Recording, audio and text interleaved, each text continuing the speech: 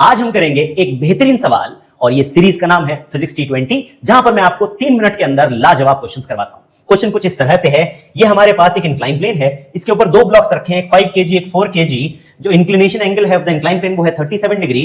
आपको इन दोनों ब्लॉक्स का एक्सेलरेशन कैलकुलेट करना है। अब हम क्या कहते हैं, इसके एक्सेलरेशन को A1 मानते हैं, इसके एक्सेलरेशन को हम A2 मानते हैं। जैसा कि हम जानते हैं कि जब मूवेबल पुली नीचे मूव करती है तो स्ट्रिंग को वो दोनों साइड्स पर लेकर के जाती है। तो अगर ये x1 डिस्टेंस नीचे आएगा, ये x2 जो डिस्टेंस मूव करेगा, x2 डिस्टेंस इससे डबल होगा।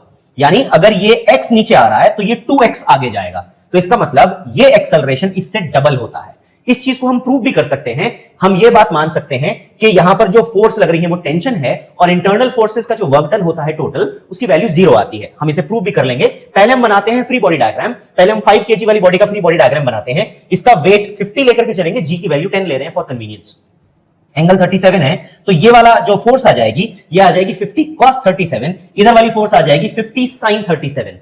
अब अगर आप ध्यान से देखो यहां पर cos 37, ये मैकेनिक्स का फेमस ट्रायंगल हमारा 3 4 5 वाला, तो यहां पर cos 37 4/5 आ जाएगा, sin 37 3/5 आ जाएगा, जिसकी वजह से इसकी वैल्यू ये वाली बन जाएगी 40 न्यूटन और ये बन जाएगी 30 न्यूटन। कैलकुलेशन अगर आप देखें करके, जो टेंशन है वो इधर एक्ट कर रही है, नॉर्मल रिएक्शन ऊपर की तरफ लग रहा है। इसी तरीके से अगर मैं 4 kg वाली बॉडी का फ्री बॉडी डायग्राम बनाऊं, इसका एक्सेलरेशन A1 है, वेट इसका 40, ऊपर टेंशन 2T। अब 2T क्यों है, देखो यहां पर अगर टेंशन T है, यहां पर भी टेंशन T है, तो टोटल ऊपर टेंशन हो जाएगी 2T, जबकि इसके केस में टेंशन रहेगी T।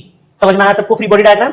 अब जो इंटरनल फोर्सेस का वर्क डन होता है वो 0 होता है, तो हम 2 A1 और प्लस A2 इक्वल टू 0 लिखेंगे, जहां से A2 की वैल्यू ट्वाइस ऑफ A1 निकाली जा सकती है और ये हम नॉर्मल लॉजिकल मेथड से भी यूज कर सकते हैं, तो ये आपको सॉल्व करके दिखाने की जरूरत नहीं पड़ेगी।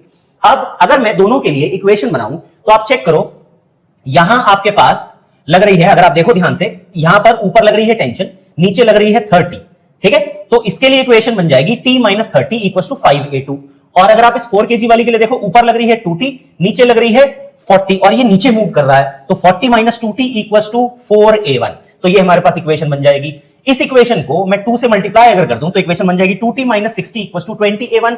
इन दोनों इक्वेशन को उठा करके ऐड कर दो तो टेंशन से टेंशन कैंसिल हो जाएगी। हमारे पास -20 इक्वल टू 24A1, या A1 की वैल्यू आ जाएगी -20/24, जिसको रैशनलाइज करें तो बन जाएगा 5/6 मीटर/सेकंड स्क्वायर। और जो A2 है वो इसका डबल हो जाएगा, तो उसकी वैल्यू आ जाएगी 10/6 मीटर/सेकंड स्क्वायर। आई होप आपको इस क्वेश्चन में मजा आया होगा। मिलते हैं अगली ऐसी वीडियो में, तब तक के लिए जय हिंद।